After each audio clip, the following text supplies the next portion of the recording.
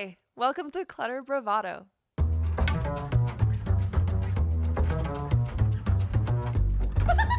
Yes, and it's the energy. It's not just about the stuff. So we should probably just get into it, right? Let's go.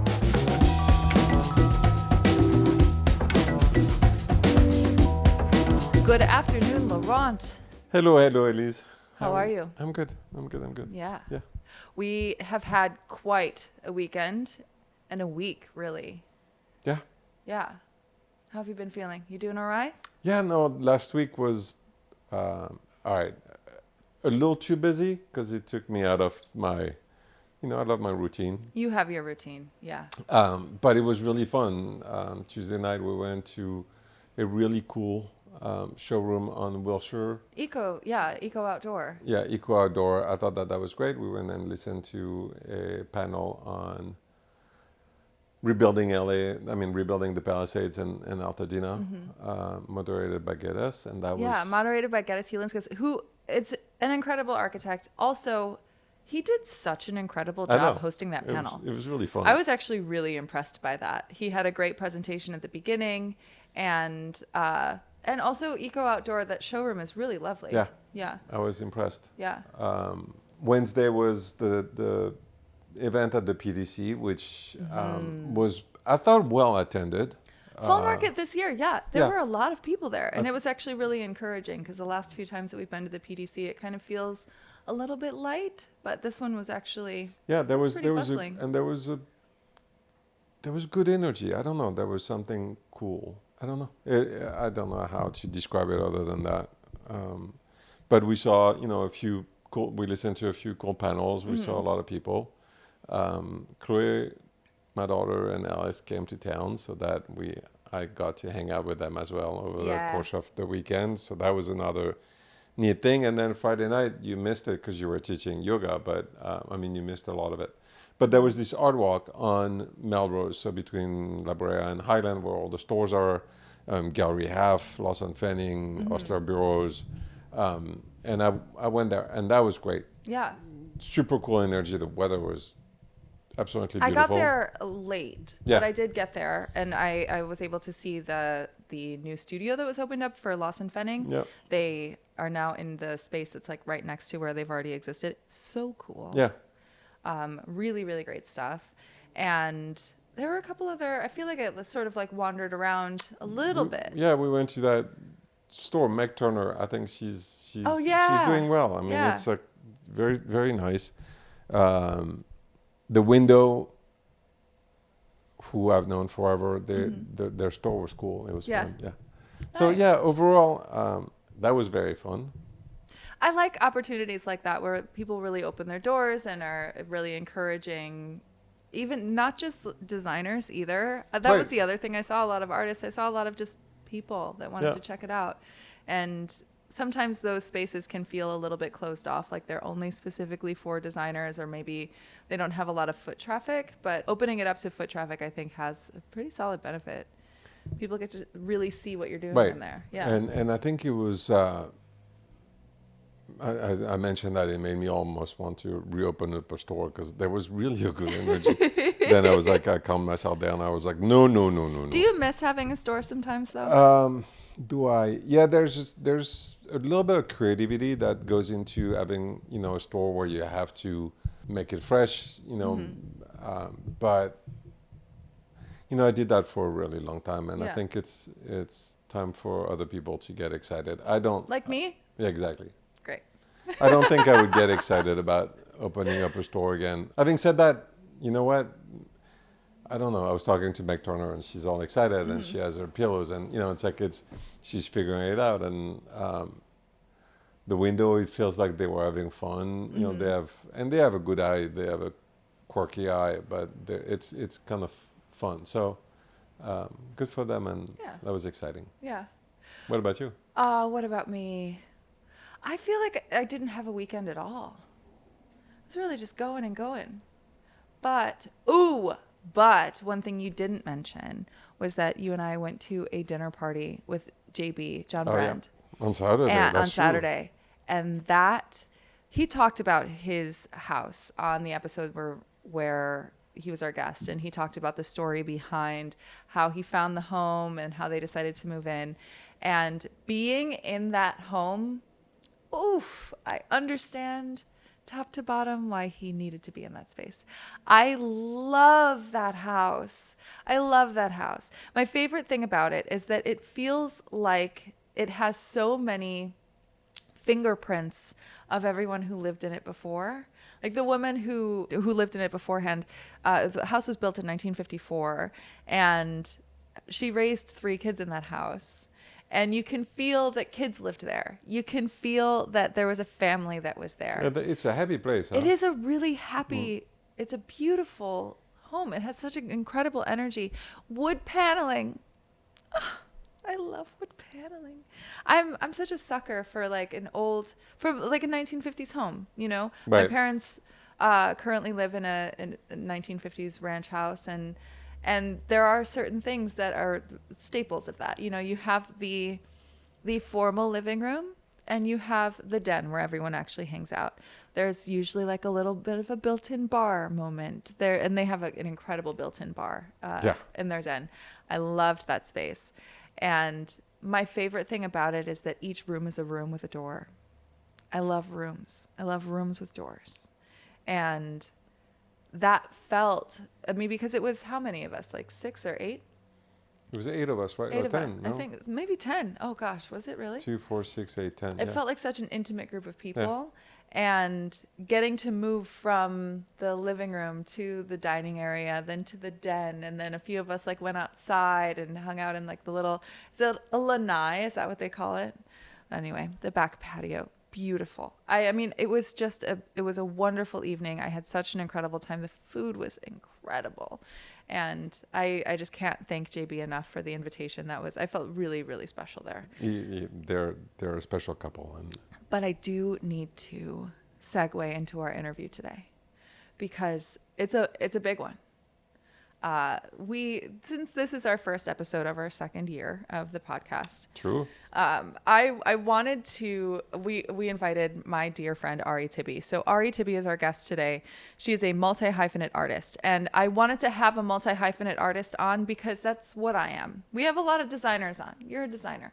But I wanted to get the other side of it, you know, telling the story of what it's like to have a lot of different ways that you like to express yourself and how you create balance in doing that. And I think that Ari really shared that. So in a very concise way, while also being just over the top with her vision and the way that she experiences the world. And we talk a little bit about synesthesia, which is a beautiful segue into talking about her new single, which is called Synesthesia.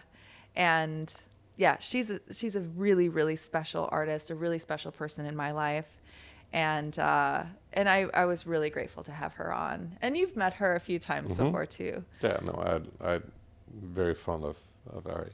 Yeah. So because it's a little bit, we should get to it, huh? Okay, let's go.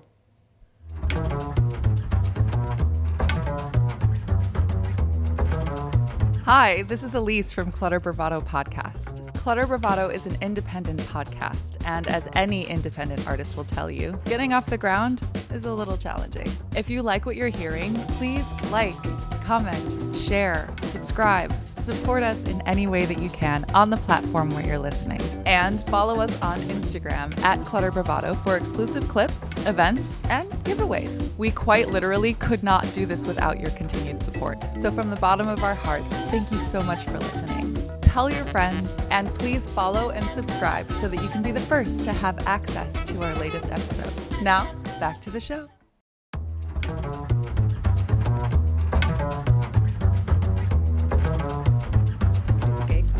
Sorry. Welcome to Clutter Bravado. We are here with Ari Tibi. Hi. Hi. Hi. And to you.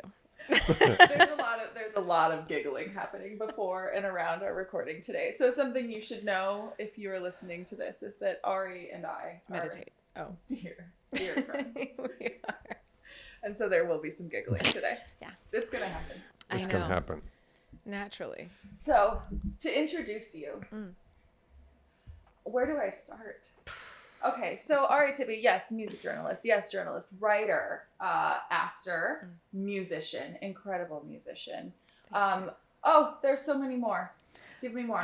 Honestly, Painter, artist? sure, yes. Yes. Yeah. Yes, visual artist. Yes. Give me your list. Like, what is your ranking order? My hyphenate? Yes. The ranking order is personally subjective, and that would put music in the middle like a sandwich. Got it. But like perspective wise, it would be at the top because it's what my soul does the most naturally. Mm-hmm. And then you've got writing right underneath that, journalism, talking to people, asking questions. Your job. Haven't been on this side of the couch ever. I love it. Except for your dinner party that one time. Yes, that one time. And then underneath that, probably painting and visual arts. I've also painted on a lot of like shoes and hats and backpacks and coats and surfboards and guitar cases and anything, walls. And then acting, because that's relatively new. I've been acting for 4 years now. Okay. So in the scope of things, that's like the newer one. And then I don't have any other hyphenates yet. That should be, that's pretty good though. Yeah. I'm trying to consciously limit it because y'all, it is tempting to find other ways to engage in the arts. And I'm just like, no, I like put a limit on myself. I have boundaries. Good. See, this is great. And one of the reasons why I needed to bring you on is because I talk a lot about being a multi-hyphenate myself. Yeah. Okay, I'm going to give my list. Can I give my list? Yes, please. Please do. Great. I'll actually start because the music element is a huge part of like how I ended up in every other space. I started writing poetry because I love writing music and writing lyrics. And so singer-songwriter, poet, writer in general. Yes. Actor. Okay. Yoga instructor, esthetician, interior designer, and podcast host. Okay, clap. I love that about you. And it's the reason why I wanted to bring you on is because LA makes people like us feel at home. Yeah. Because there are so many different opportunities that we have, and so many like you can go somewhere different every single day and try on these new, I guess, titles, but not hobbies, but these expressions. Yeah, they're not ways hobbies. They're not hobbies. No. They are ways that we can express ourselves as artists and creatives. So well said. And you touched on something. You said titles, like trying on different titles. Mm-hmm. I'd like to think of it more as like a vintage store where we're playing dress up. None of these things are our identities, but we make them our own. And that's kind of something that's like a tangent if we want to go on. But with music, I feel like it is asked of us to like have one identity. Mm-hmm. And I've never only been one thing. Like you said, they're expressions. Yeah. They're not titles.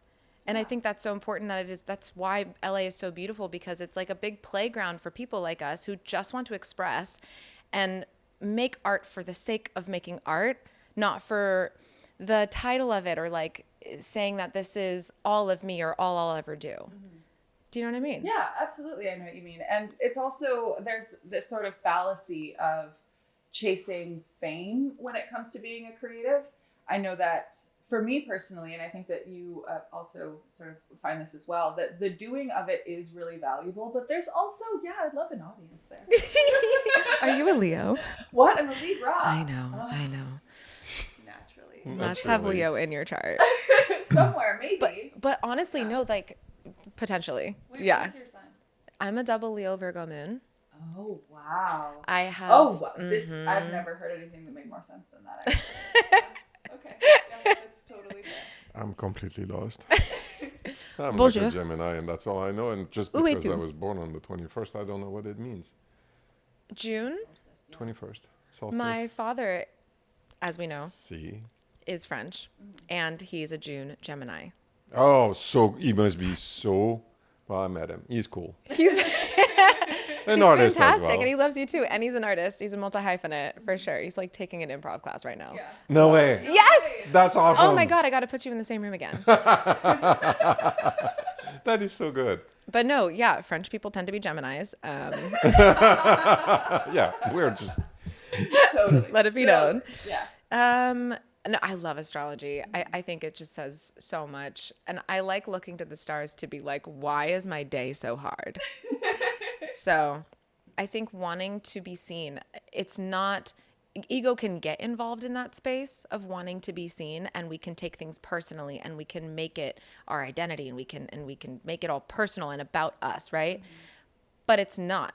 Art wants to be seen. Art wants to be experienced. Expressions want to be seen. That's the audience part of it, because it's designed to be shared. And I have to remind myself of that every time I'm afraid to show up for my craft. Because I'm like, oh, I could just do this for myself, and why do it at all? It's like, no, I'm not sharing it to make it about me. I'm sharing it because it's designed to be shared. Music is interpreted and can change somebody's life. Film is interpreted and it's all interpretation for the sake of connection. Yeah. Do you know what I mean? Absolutely. Yeah. Yeah, I believe in that sort of, there are so many communities of people that rally around the same artist or the same filmmaker or the same film, you know? Like, for example, have you been to a concert? Yeah. So as an artist, when you were like creating something, it sounds like you're sort of channeling something. What would you say that thing is? Oh, good question. I think it's my view that we all channel something. It doesn't originate in me, you know, I believe. And I'm sure there's science behind it. Vibrationally speaking, at the very least. But I would say I'm channeling my past, meaning like my ancestors. I believe so heavily in like our lineages and where I come from, and like my father and my mother and their fathers and mothers. And I think part of it is like their voices and their experiences that are scientifically, there we go, encoded on my DNA. Yeah. We had to. And so I think that's like a natural reverberation that happens, an echo. But what I like to think about actually is, if the earth had something to say, what would it want to say? What would it want to create? Because I'm very like, I wasn't raised with religion, but for me, spirituality comes through nature a lot. I get it through that connection, the oneness of like life forms. So if I'm channeling something, it's like the voice of the oneness. And I think we all have access to it, obviously. Yeah. We all have that place in our brains, science. That is Women like... in STEM. We love it. Wow, there's so much science on this podcast. This is a science podcast. It is a science podcast. It's all about science. It's interesting that, you know, that point, because we had met before, and then I came to one of your concerts, and you started, and you floored me with La Vie en Rose. Merci. And I... Juste pour toi. Yeah, I felt you were singing just for me with the other 800 people in the room. But it was so good. It was so deep. And you really, I mean, we were together. I was blown away. But I think it's, you know, when you say I channel my ancestors, it's like that part, you made her not relevant because she's, you know, but you made her modern. You made her, I felt like Edith Piaf was in the room being like cheering you on, being like, oh, this is a cool 2025 version of what I did 60 years ago. Finally, someone, and you know, there's so many people that do it, and it's like I don't respond to it. You know, maybe it was because it was live, but I really responded to what you did, and so like channeling that part, I heard you do it. Wow, that's beautiful. I appreciate you bringing that up, because people are like, you know, if I ever get complimented on my voice, I say, thanks, it's my dad's. Oh, I like that. That's just the natural response, because I believe it's true. It's not mine. It came from him, and he nurtured it, but he also literally gave me the chords, and I sound a little bit like him. And when I hear him sing, everything stops in the room. So I saw this like oneness happen when I was a kid, and he sang, and the entire room was filled, and people cried, and like, so that experience of his voice and then me having a piece of it, it feels like it's my dad's. And so I sing that song. I always put French in my sets because that's a huge major piece of my music. Wow. Yeah. You come from an entire lineage of musicians though. So this is like, when you talk about this being in your blood and in your DNA, it shows up in all of your other family members as well. How many of you are musicians in your family that you can think of off the top of your head? Oh, 1, 2, 3, 4, 5, 6. Oh. My immediate family is 6 of us, but the other ones are artists. Okay. So whether it's videography, photography, a lot of them are painters. But yeah, our jam sessions are like immediate family members. Wow. Wow. And do you find that that's really fun, or is there something like, because family dynamics can always be a little Totally challenging sometimes? Yeah. Oh yeah. DNA. DNA. But do you feel like that is something that brings you all together? 100%. Yeah. I'm really lucky that my father and I have like the ability to sing, because it connected me to my mom's side of the family.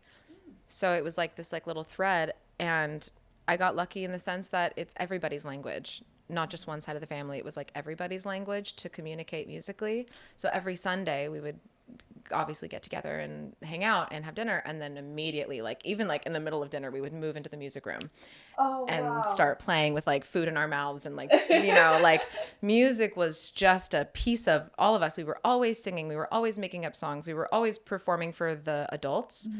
And my aunt and uncle would be like, my uncle would be filming, my aunt would be like, y'all are flat, fix it. Maya, you got to do this harmony. Come on, Ari, come on. And we're all just like laughing, like, okay, cool, we'll do. My grandma was just like this, just like really enjoying it. And I think that always made it easy. So I never had stage parents. I had a lot of knowledge that I would be able to pull from, and expertise, and the desire to find that perfection. But it all lands in watching like my grandma and my mom and my dad just enjoy it. Just enjoy it. Connect with their kin through this otherworldly thing. So I also want to talk about your songwriting process though, because when you are creating and performing and jamming, you're sort of like in the flow of it, but in songwriting and deciding what it is that you want to put out, there is a discernment and an editing process that takes place. Yeah. What does that feel like for you? Wow, that's a beautiful question. Thank you. Oh my goodness. It's interesting that you ask that, because that's something that I'm currently trying to understand and focus on, is like, okay, what is my editing process? How much do I keep in and how much do I let go of? Meaning the channel comes through, the splatter goes out, like I'm throwing paint at the wall, and then I'm making it into a shape with every song. And recently I was showing a song to my friend Alex, who I think you know. I was like, what do you think? What do you think? I just respect her taste so much. And she said, that's good. And I was like, okay, cool. Like, where can I improve? And she was like, Ari, I think that you could trim the fat. And I was like, yeah, okay. I just released the expression, and it just like, this is what the song came from, a dream. And this happens often where either I get like a dream song, or I just get a melody and a song and a lyric, and it's already done. Wow. And so I show my friends, or I put that out or whatever. And Alex is like, that's amazing, but you have to filter it. And that's part of being an artist, is like taking the message and then making it into something everybody can understand, or at least that's part of the work. If you want this to be on, or depending on the level you want it to be on, is like choosing your filter for that. Yeah. So that's something that I'm currently kind of looking into. Like, I started producing now, so I have all of these different sounds that I'm playing with, and there's like animal sounds in every song. There's harmonies all over the place. I love it. Yeah. I'm making a mess effectively in my playroom, which is great.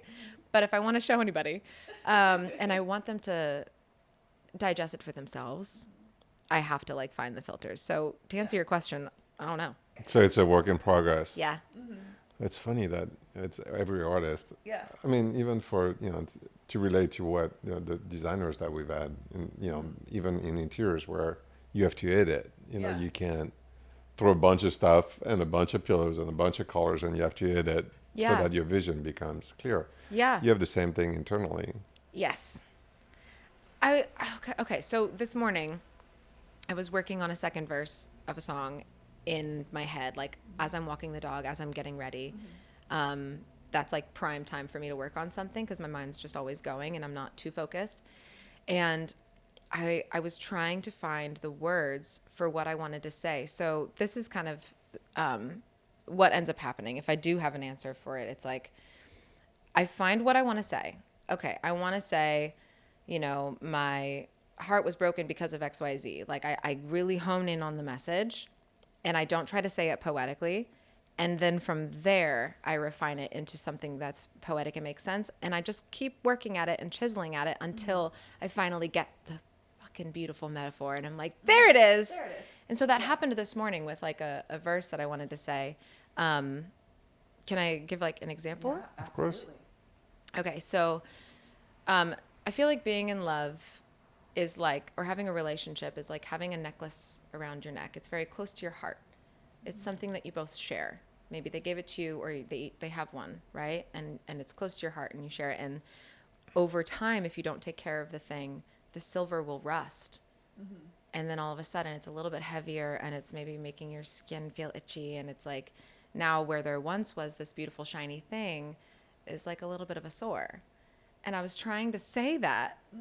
I was trying to be like, where there once was love, there's now pain. And that sucks, you know? And over time that'll change. I can, whatever, but go to a jeweler. But I wasn't sure how to say that in 4 lines. I had 4 lines. And so I finally figured it out. And I can't remember it right now. So I think I'll have to That's totally like fine. Yeah.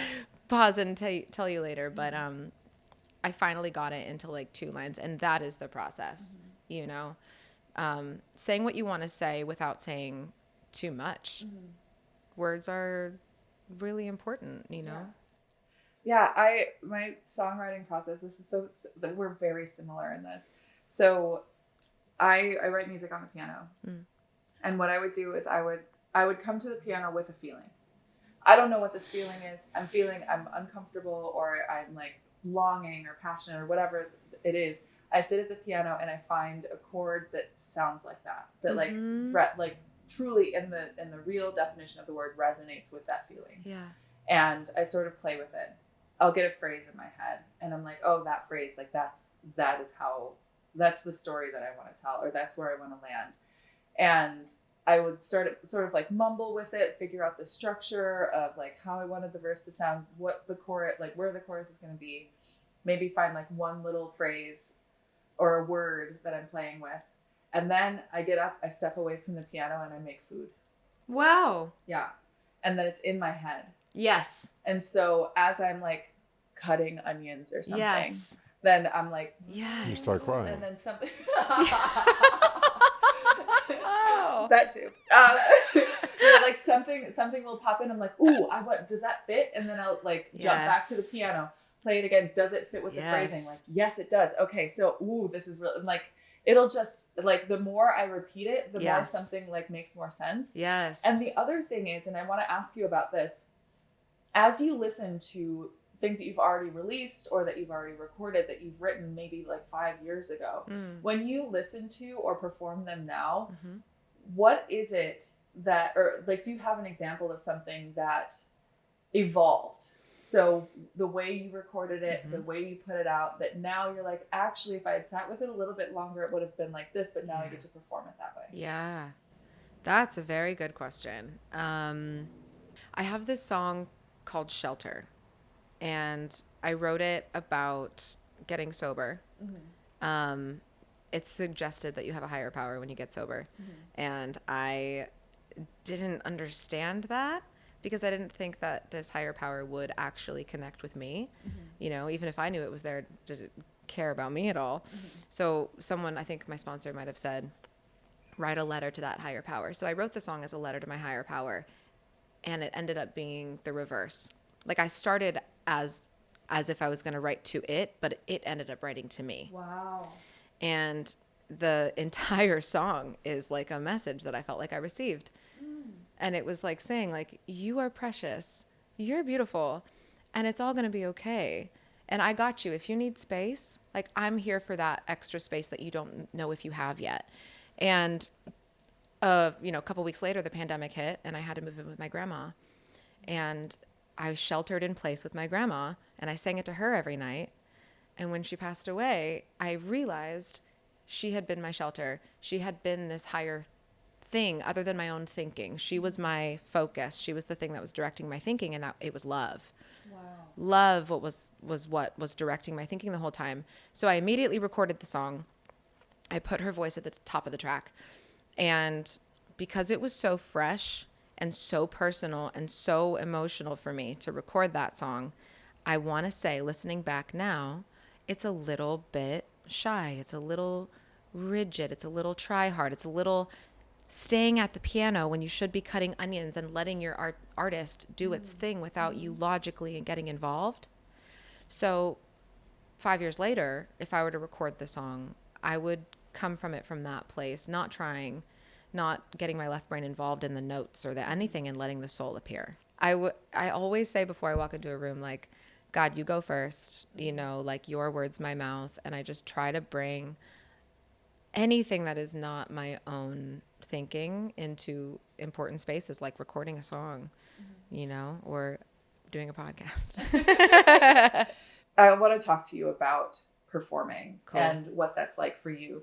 Because I have my own experience with what that's like for me. Because there's nothing that feels more like flow than when I am on stage. What is your experience with performing? My experience with being on stage is that is where I feel the most connected, where I feel the most in my purpose, where I feel fully in flow. Yeah. And it's not just when I'm performing music, when I have a one-woman show, and when I put that on, I feel like I'm doing exactly what I'm meant to be doing.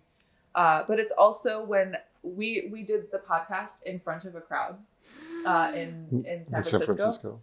And doing the podcast live. I'm like, this is where I'm supposed to be. Yeah. And even right now, being on camera, it's just like the three of us. Yeah. But I have this feeling that when I am in front of people and I'm expressing and I sort of turn it over, I want to know more about other people in the interviews, but also when I'm sharing my music, which again, I also don't feel like comes directly from me, that it feels like I just get to be the conduit, and everything just sort of is able to flow through a lot easier. And I feel fully grounded. That's exactly where I'm meant to be. I love that. I would honestly venture to say that this is every human's purpose, not necessarily to make art, but to find that space where they kind of are in flow, and even if you're an accountant or you don't work with paint, or color, you find that space for you where you feel the most in flow and connected, because science, we're all vibrating, and when we're in harmony with ourselves and everything around us, we're in flow. And I feel like everybody has those spaces, and for you it's on stage.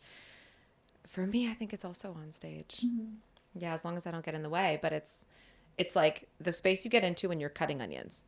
You've done the work, and now you're cutting onions and you're just flowing. You know what I mean? What about you? Where is it, Laurent, in your experience that you sort of lose time and feel like you're fully in flow? So it's interesting because I obviously come from a very different background, and part of the story here is that I met you. We had dinner with Kennedy and you, and artists, and I don't get to do that. So there's this vision of, even interior designers who I believe are artists, don't, 100%. There's a lot of business that gets in the way. And so they kind of lose a little bit of that sense of the art.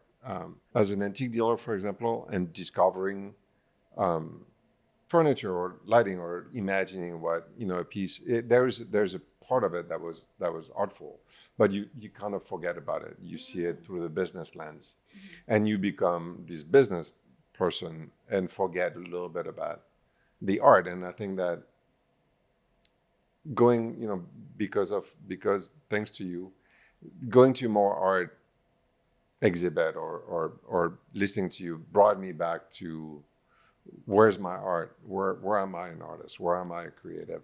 And it's interesting because I feel like a lot of people forget, Yeah. and a lot of people don't tap into it. We're taught to forget. And part of having you here and part of the podcast of talking to designers and artists and architects and is to bring the creativity to the forefront. Yeah. And the message that I would have for, a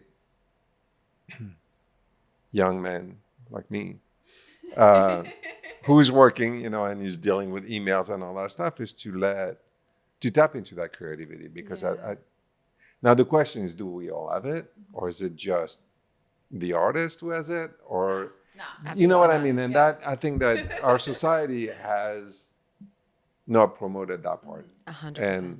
And that's why, I was really excited to listen. And this message is get in the flow, discover that thing. Don't be afraid to go somewhere where you haven't been in years. Yeah. Do you feel like you've had the experience, Ari, of losing that connection with your flow and with your creativity? Absolutely. Yeah. Absolutely. Because I think it's not shown that it's not always shown that there's space for it. Right. There's like this, I need to survive and I need to have a career and I need to show up as this. And like you were saying, like the business gets in the way of that flow, but the business is prioritized in our society. 100% prioritized. But I think we all feel a lot better and we do better and we show up better when we are coming from a place of flow, not profit. Right. When we show up without an agenda to anything, to a relationship, to our jobs, and to our craft. So whenever I have an agenda of like, I need this to go viral, or I need this song to impress this group of people, or I need to be famous. That was my younger self. She really wanted to be famous. She was so stoked on Britney Spears. She was like, I'm going to be that, Mom. Why are we not in class right now? Like, you don't understand. Christina Aguilera started at 12. Like, I need to... And I was thinking that way when I was young. I was like 9. And that was already the wrong approach. But I think all of those things get in the way of the flow. And it's continually a process of chiseling away at those things and coming back to your own craft and your own self. Yeah. So for our more business-minded and more pragmatic and not in a bad way, but like our more like left brain oriented listeners, what are like 3 things that you would recommend anyone can do to bring themselves back into their creative flow? Great question. I honestly would take it from the artist way. Oh yeah. Julia Cameron. Yeah. Those things have helped me because I come from a family of artists, but they're all business people. Okay. They were all successful in making their art their careers as well. So my left and right brains are constantly working. And so the number one thing is having space for both. Like turning one on and turning one off and making sure that when you're creating, you're not thinking about the business or whatever. I think number one is like journaling every day in the mornings. I love the morning pages. It's 3 pages continuously, stream of consciousness to like get it all out. The second thing is trying an art form that you don't already have. So if you're not an artist, if you don't have a creative thing, then anything. If you already have a creative thing, something else, right? If you're a painter, try photography. If you're a singer, try acting. Like just to have that space to play. To play, because we are all playful, creative beings, every single one of us. So let yourself play. Carve out that space exclusively for it. And honestly, man, meditate. Yeah. Meditation. Trying to be still is an act of rebellion. And it has helped me so much in my own life that from that place I can show up to these other things with like a clarity. I don't know. Yeah. Yeah. What does your meditation practice look like? Usually it's at the end of the day, but often I've been doing it in the afternoons. I 100% have some focus issue, ADD or something. And so I have trouble going from task to task, left brain to right brain. So I work during the day, right, at the magazine and then, or whatever I'm doing during the day. And then I want to go create at night. I have such a hard time with that transition. Got it. Yeah. So I put on guided meditations and I try my best to be still. Working out is also a really, really good way to do that. Yeah, I have this practice where I visualize like water, just like a bucket being poured on my head or a waterfall. So anytime a thought comes, it just goes with the water and it goes away while I'm meditating. So it's like a wash. I really like that visual, actually. I like Yeah. that a lot. Yeah, it's funny because in my yoga classes that I've been teaching lately, the thing that I've been, like my intention for a lot of my classes has been how much strength there is in stillness. Love. And how we are constantly in motion in our society. We have to be productive all the time, but creating space between a thought, a feeling, and an action is a superpower. And the more you practice putting pause in between those things will allow you to sort of approach everything from a place of stillness first. Yeah, right? If more people paused, we might have a better society. Truly. Maybe. There's another thing that you said earlier is about love, is letting love in, and I think that's probably something that has been striking, talking to more artists and listening, listening to more artists, is that phenomenon of love, of letting love in, that is a little scary. Yeah. I think that we are, I don't know, but it strikes me as a society, love is kind of not on the forefront. I agree. And the fact that you have to love to create. You do. Because you have to get that conflict, you have to get that vibration. And it's interesting because I really would like, for anybody who listens who is, not in the 9 to 5, but because we're all in a 9 to 5. If we let it go, we're all in that. And I think that I love LA because I'm discovering, be it the comedy club or, listening to you, was it the Troubadour? Yeah. Or, going to all those events where really there's a lot of artists that are either listening, in the crowd. It was great. I mean, it was just a ton of artists there. It was just like magical. I was like, oh my God, I'm getting an ode of creativity. Yeah. But I think that, for people who live here, and I'm sure that in any city, just go enjoy those artists. Yeah. Go soak it in because it will translate.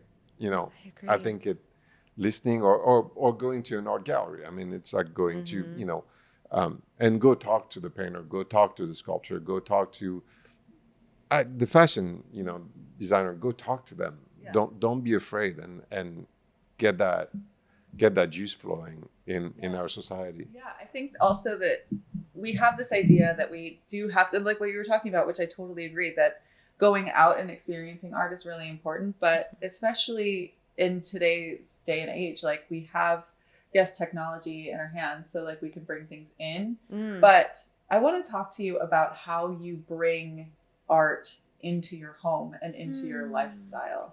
So you as an artist, you are performing and you're sharing with others, but also you are someone who is creative also within your own space. And you have a beautiful home that I've been to. I love Thank you so much. So talk to me about how you bring art into your space and how you share your art within your space. Oh, I love that. First of all, collaboration is a big part of it. My grandmother's paintings line what's it called? The entrance. The entrance? The entryway of my place. So yeah, her art is there. And then when you walk in, it's the living room, which I have strategically set up for people to come and enjoy like conversations or game nights, jam sessions, like an open space. There's a lot of like, there's beanbags and there's a couch and there's plants everywhere, life. And then I have my like little kind of astrology corner where there's crystals and there's like a rose thing that Alex gave me that's now blooming, and I set up, do you know what I mean? There's like tarot cards. Yeah, absolutely. There's that space. The witch's corner. Thank you so much. There's the witch's corner. There's my kind of like reading art corner right now where the beanbags are, where I have my my pens and my notebook so I can draw at any point on a beanbag. I can just go have like a little moment of art. Or if my friends are over and they need like quiet time. Yeah. Because I have a lot of like friends over at the same time, and they like, if they need a mental minute. A mental minute. I have used that. Actually, real quick, that is such a brilliant thing. And like our friend Kennedy, who is also a musician, who we will have on the podcast. Brilliant. We need to have her on the So podcast. good. She's incredible. So good. But she had a birthday party, and it was yes! yeah. And at her birthday Excellent party, example. there was a Oh my quiet God. corner where if you wanted to, like, I think there were like little. I mean, this is an adult's birthday party. But You could adults. color. Yeah, exactly. You could color if you wanted to. Like it was so depends on- smart that you An like adult. there's this little quiet corner where you could do a puzzle. Yeah. And there was a moment where I was feeling like so overwhelmed. There are a lot of people in the room. There's a lot happening. I'm like, I would like to go do a Yeah. puzzle. That's so funny. It's so silly, but it's also like my experience at that party was elevated 1,000 times. Yes. And we can joke about it and laugh about it. Like, oh, Yes. okay, so adults these days need like activities in order to, like, yes, we do. We Yeah, do. absolutely, it's not even just the activity. It's like just acknowledging that we all might need to take a mental minute. Yes. You know, exactly. in any situation, in any room, I think there's so much expectation of people to be perfect all of the time. Yeah. It's like, do you know we're human beings? Yeah. Homo sapiens? And even as, like, I identify as an extrovert. Okay. Yeah, I same. love talking to people. And then at the same time, sometimes I'm like, I will be a much better extrovert if I have a moment to be away from everyone. Yeah, exactly. Like, I just need some space. Yes. This is why I used to smoke cigarettes, by the way, because you could step outside and take a cigarette break. Totally. That's all I wanted. It was like Right. just an excuse to step outside for a second. And now Wow. that I don't smoke, I need another excuse A to mental minute go away elsewhere. for a moment, and Yeah. then I can come back a better person. Yeah. I I just- love that you have I a just- space for that at your house. I just smoked because I looked cool. My dad would say the same thing. Yeah, exactly. It's a My French God, I thing. don't know. It was just. I mean, I did also look really cool when I smoked. Okay. Yeah. Okay. Thank you.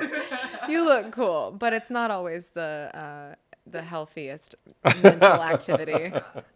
Yeah, maybe not. Anyway, Anyway. we went off on a tangent there, but it's beautiful that Necessarily. you have that at your, Thank you so house, much. though. Yeah, no, I there's that, and then there's my guest room is now my music studio, and then my own bedroom has, you know, like I'm drawing on the wall in my bedroom, so that's like my other mental space. I have my yoga mat, but all of this was so interesting, like just the artistic internal architecture.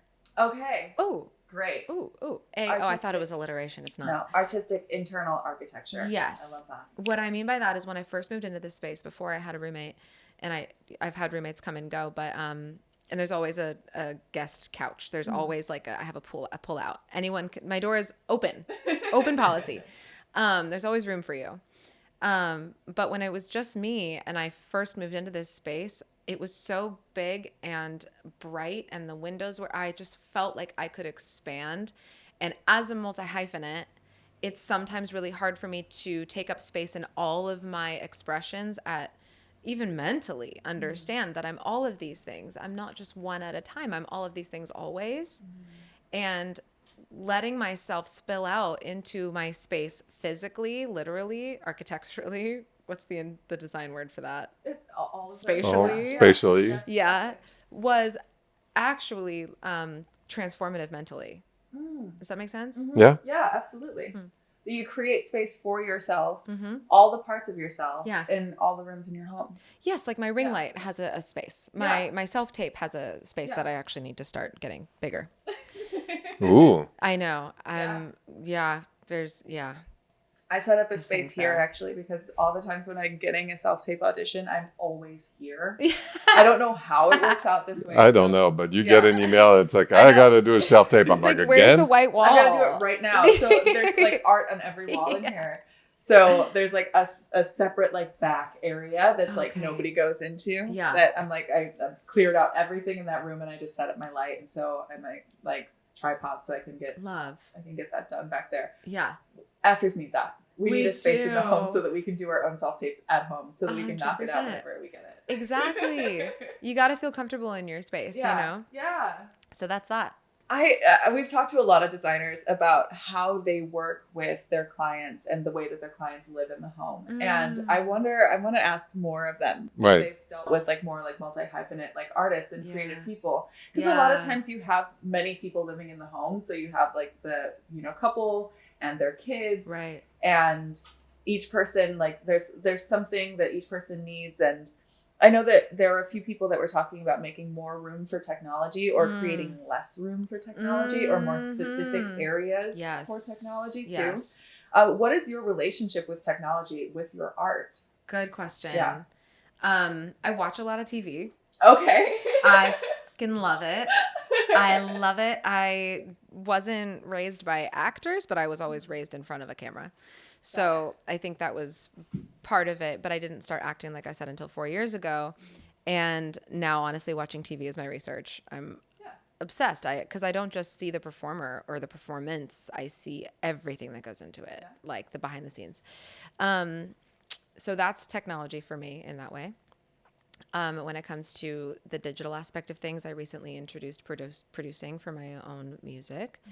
Which is so fun, so playful. I love it. It's also a huge learning curve because if I don't know how to do this specific noise gate condenser, blah, blah, blah, I have to go to ChatGPT. I have to call my brother who hangs up on me and says, try again. And then I call him again. And I'm like, okay, I YouTubed it. I couldn't do it. Tell me how to do it. And he's like, learn it.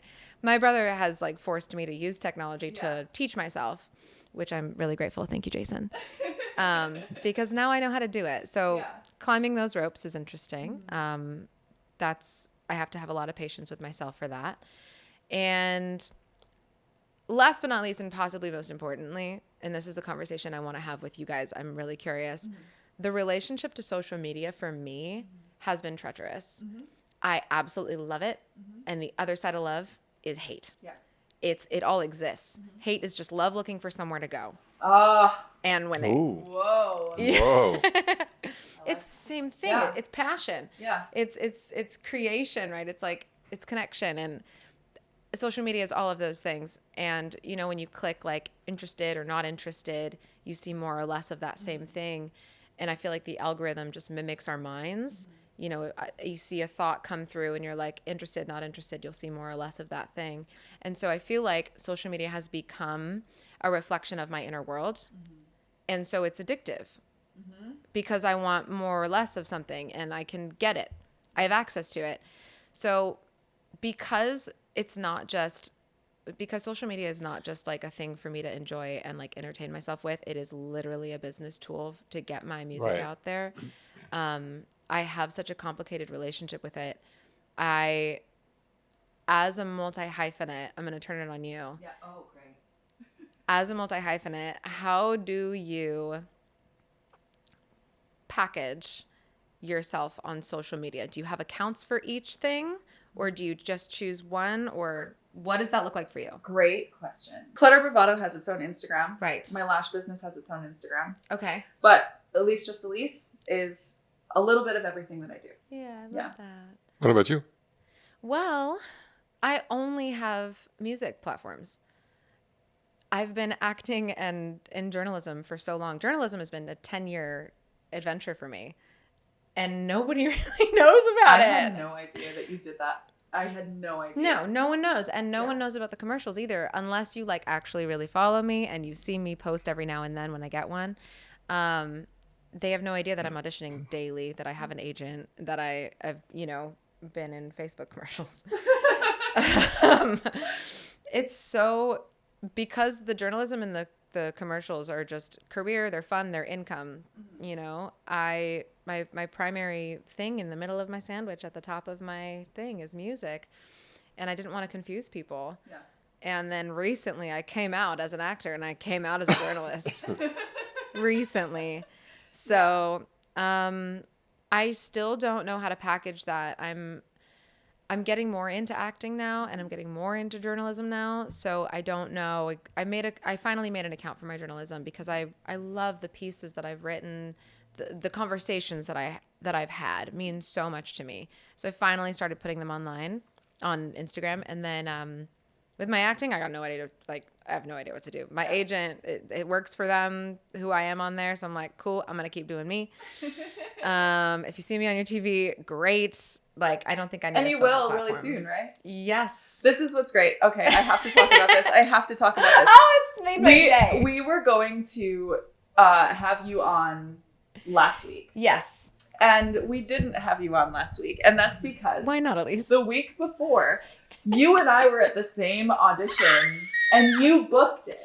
And so you were filming last week when we were supposed to have our interview. And it was so funny because you called me like, this is kind of bittersweet. I'm like, I'm sorry, but I felt so bad. But I did book the commercial. I'm like, yes, hello. Amazing. Of course love you you. did. You're so talented. I love Yes, you you. should. And like, I love there's you. this fear of competition. I know. That we all have up I here that like know. someone's not going to like my success or like, oh, I did better than them or, oh, they're doing better than me. That is not real. Agreed. Yeah, it's not real. It's not real because it's not personal. They didn't Yeah. choose me because of any reason that you don't have. No It's one not. would mix us up. If they're looking for me, they're not looking for you. And if they're Exactly. looking for you, they're not looking for me. exactly. We're not competing with each other. No, the only thing Yeah. we have in common is a French man. My co-host and your dad. That's it. What it is. I love it. I know. No, So, yeah. Yeah, I mean, it's like, it's so interesting that as creatives, we sometimes create this like, Yeah. this internal competition or this like seeking like a validation Oh, I know. from externally. Yes. Do you have experience with that? Do you feel that like Yeah. you do that? Because I grew up in a family where it was our language and we were all creative, Mm-hmm. there was no positioning of this person's better than this person. Mm-hmm. So for me, it was never inherently competitive. Yeah. And I entered the scene and everyone's like, why are you so nice to me? And I'm like, because music and art are not inherently competitive. Yeah. Sports are inherently competitive. Music and art is not inherently competitive. I'll say it again. Just loop that for me, will you? Yeah, great.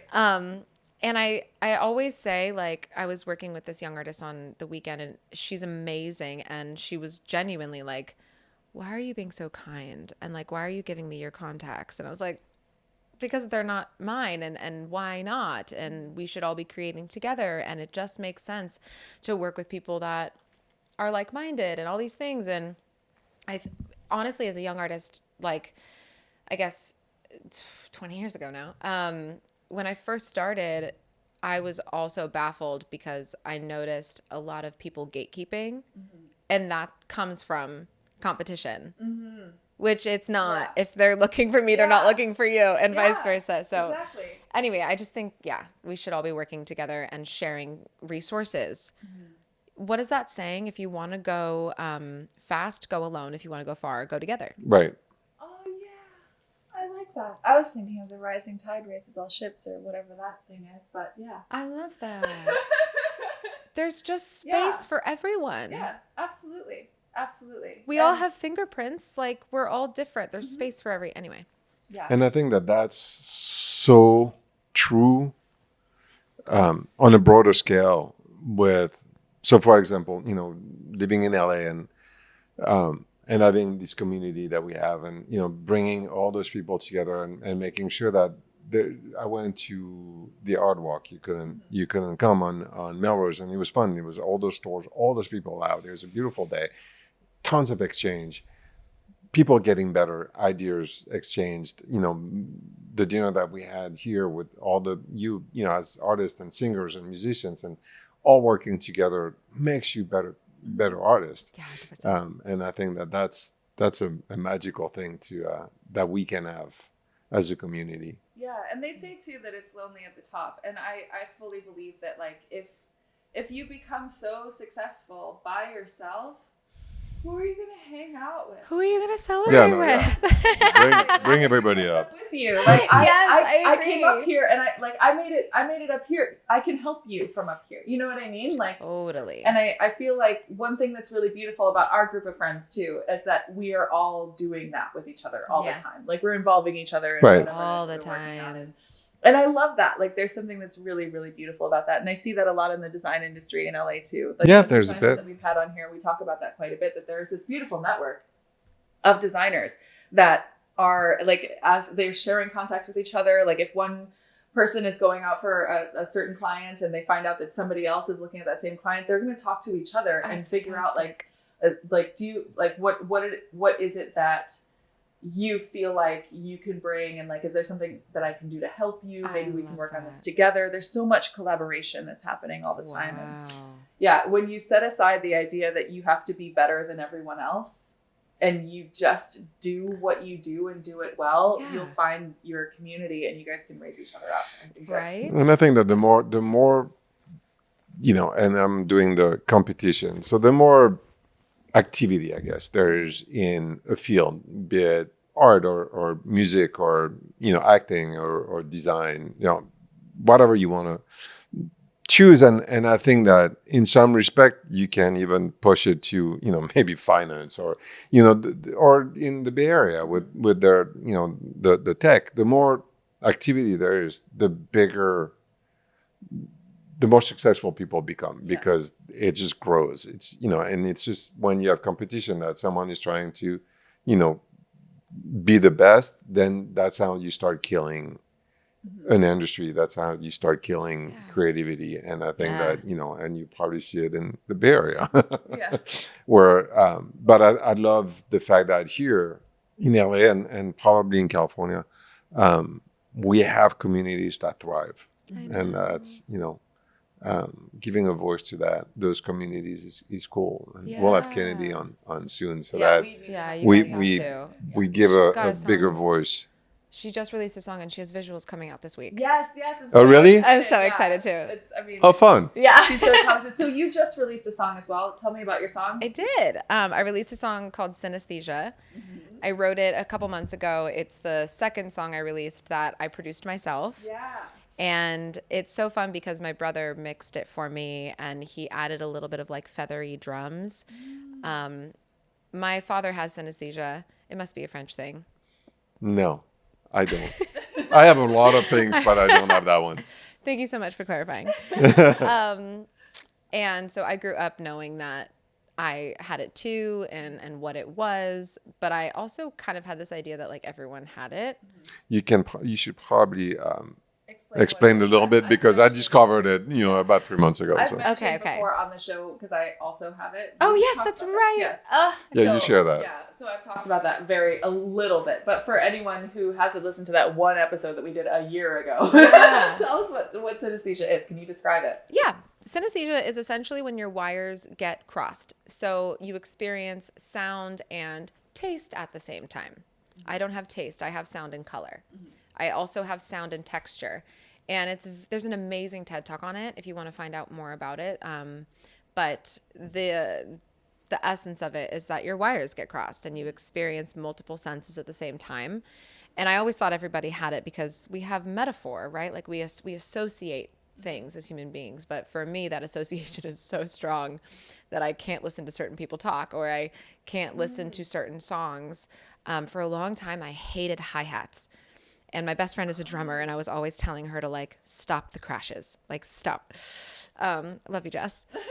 And now that I'm producing, my palette has expanded, which is so interesting to me that I'm getting used to different textures. But for a long time, the textures would bother me so much that I couldn't. It was too much for me. But yeah, I associate sound and music with color as well. So all of my songs have color. And I wrote a song about it, and the song is kind of a play on my gay agenda as well. Gay agenda is real. And how I always fall for girls who are the color blue. And they end up being sad, but I love the color. It's so pretty. It's so endearing. It's beautiful. So you also associate people's like auras with their color. Yeah. I do. I absolutely have that as well. Do you really? Mm-hmm. Yeah. Okay, for me it has to do with the name. Interesting. Yeah. The letters. In the name. Yeah. What color is the letter E? The letter E? Oh, off the bat, because that's one that changes. Because it's yours. Yeah. That's beautiful. So, but it's often green. Oh, but wow. It's not exclusively. Okay, what about the letter A? Blue. It's red, but that's okay. Okay. All right. Or it's like hot pink. This is such a silly conversation for anyone that doesn't understand. I know it's. But yeah, I'm curious about your design community and if any of them have synesthesia. I bet they do. And how does it influence their work? I think that's a good question. Whoever has it, please DM us. I want to. DM us. We'll talk about it. We'll talk about it. Yeah, I need to talk about it actually. I would love to connect with you because it's not just like there are some painters who are the same way. I know that as a poet, my first book, Nudity, I wrote it. It's separated into chapters based on color because each of those poems are the color that's in the chapter. I love you so much. So I have like there's one that's yellow and it's a lot of a lot of poems about like jealousy and just this feeling of like Jealousy's not green for you. no Wow. they say green with envy. No, jealousy is absolutely yellow. Wow, interesting. So it's like the emotion that you're feeling and like the color that's associated with it. I have favorite chapters in that book as well that like all of this makes me feel really good. There's like a lavender chapter that makes me just feel so grounded, and it's like celebrating my favorite things about living in Silver Lake at the time. Ooh. Because Silver Lake to me is a very lavender space. Really? Yeah. I get like silver and blue. Oh, blue. Yeah. Weird. Yeah. No. Okay. Does any of this Makes sense? No, No? not at all. Okay. I've been listening to, we listened to your song. We've talked about it. It makes zero sense. So interesting. Yeah, no. Yeah, but here's the interesting thing about synesthesia is that those whose brains work that way, it's just how our brains work. Right, and I can see it doesn't because make sense for anyone that doesn't understand it because I don't know how you see the world. I don't. know, same. Because this is the only way that I do, and I guess. there are certain I times see that the can- world in it. Just kidding. dark shade. Of Dark gray. shade of gray. It's just gloomy and foggy. For those who get it, Yeah, for those who part of don't the like episode. me, I am interesting. If you are listening to this and you have strong opinions about it, or you're like, "Wow, these girls are crazy," please tell us. And but if you have synesthesia or you have that experience, we would love to hear about it. Yeah. But we do need to wrap up because we have to have lunch. Yeah. Mm-hmm. Wait, always. Yeah. lunch There's involved? absolutely. There's always lunch involved. I was Always lunch hoping. involved. Episode of Clutter Bravado. That's what we do here.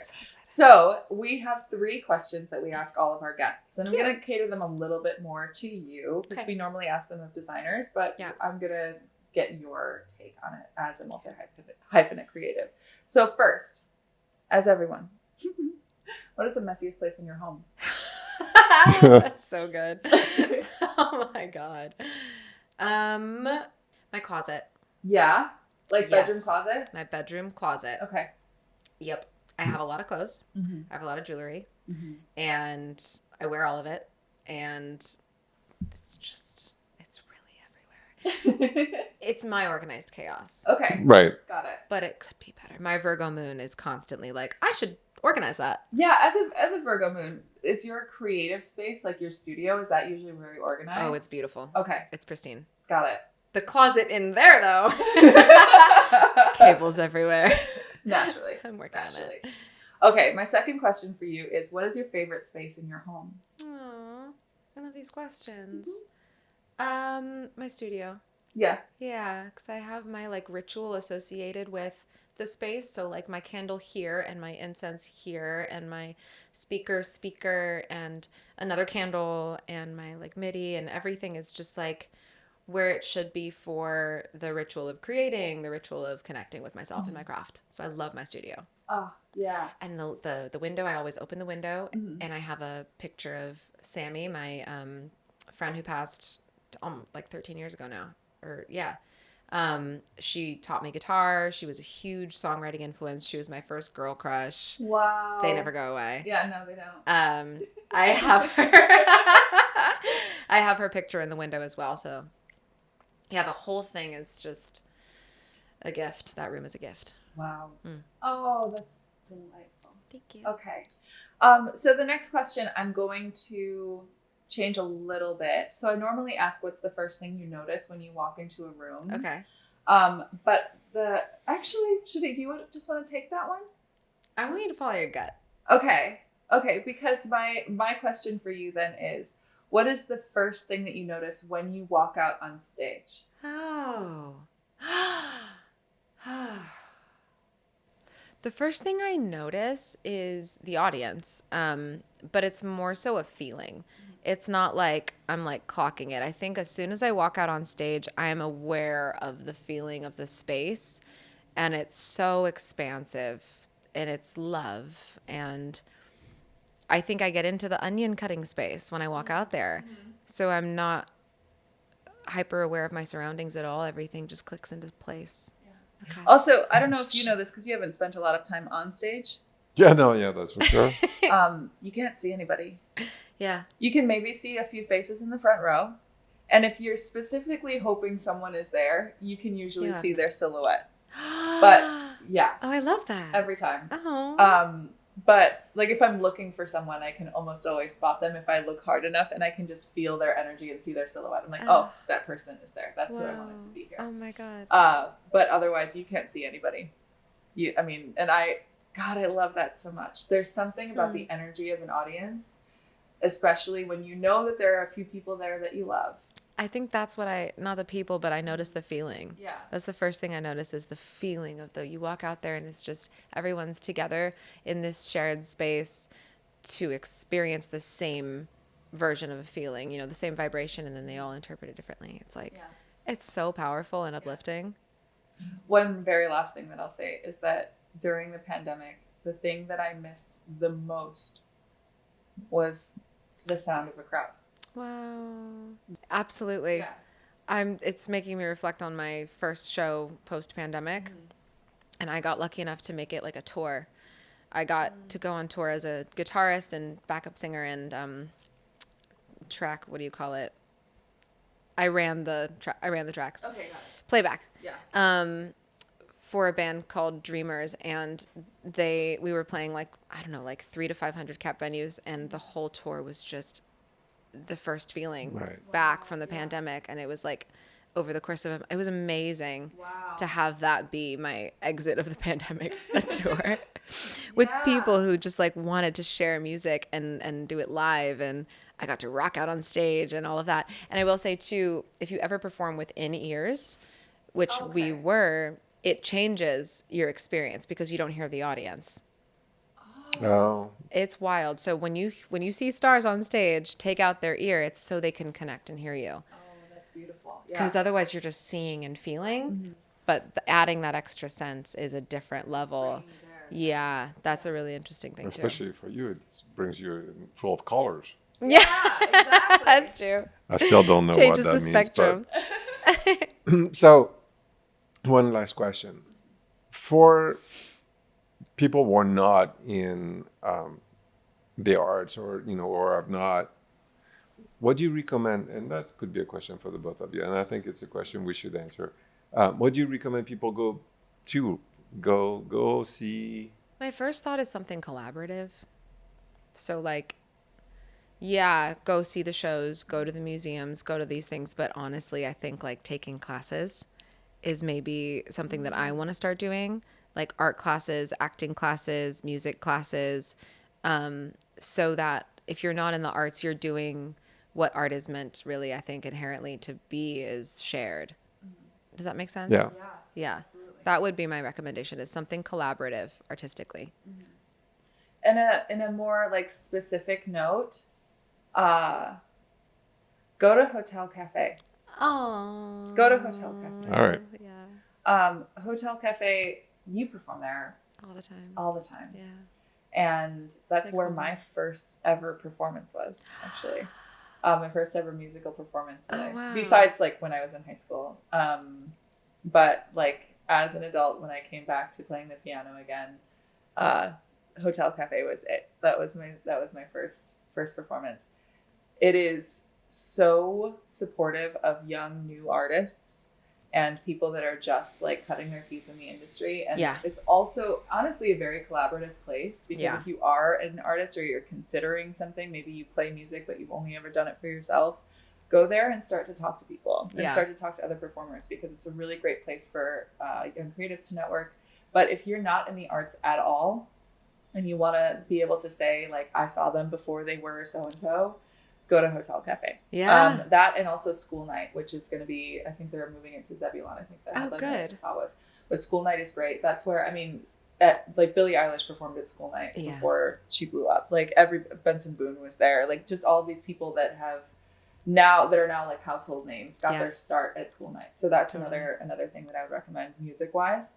But also, if you know of someone or you have a friend who's like, hey, I'm doing this thing, do you want to come? I understand the hesitation to not want to go. Mm-hmm. But go. Yeah. Go and support. Say yes. Go and support artists. If something is popping up that you're like, oh, that can't possibly be good. Great. Go see it. Go see it.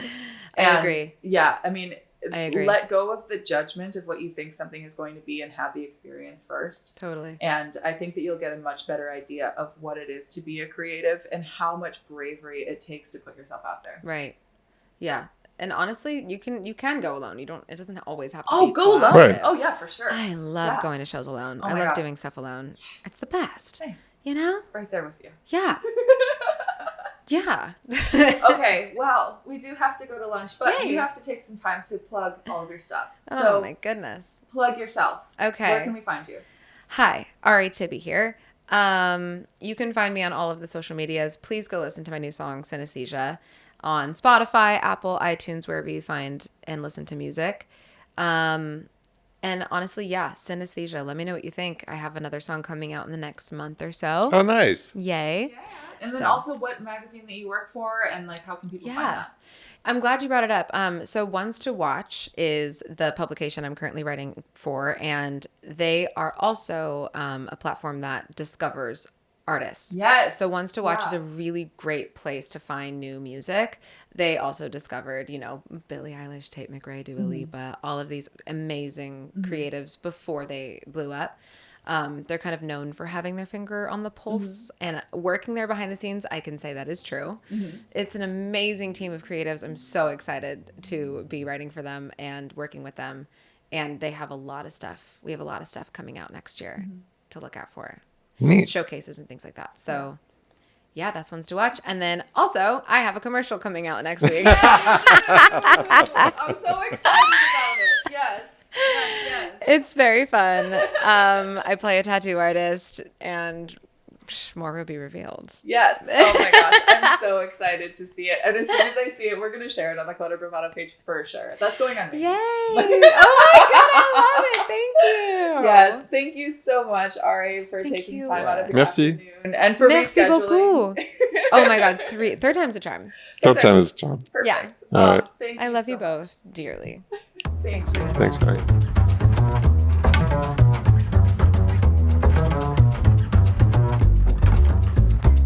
Clutter Bravado is filmed on location at the Kimberly Denman Showroom in Los Angeles, California. For inquiries about our furniture, a directory of our guests, or just to reach out with questions or comments, email us at clutterbravado@gmail.com. And don't forget to follow us on Instagram at Clutter Bravado.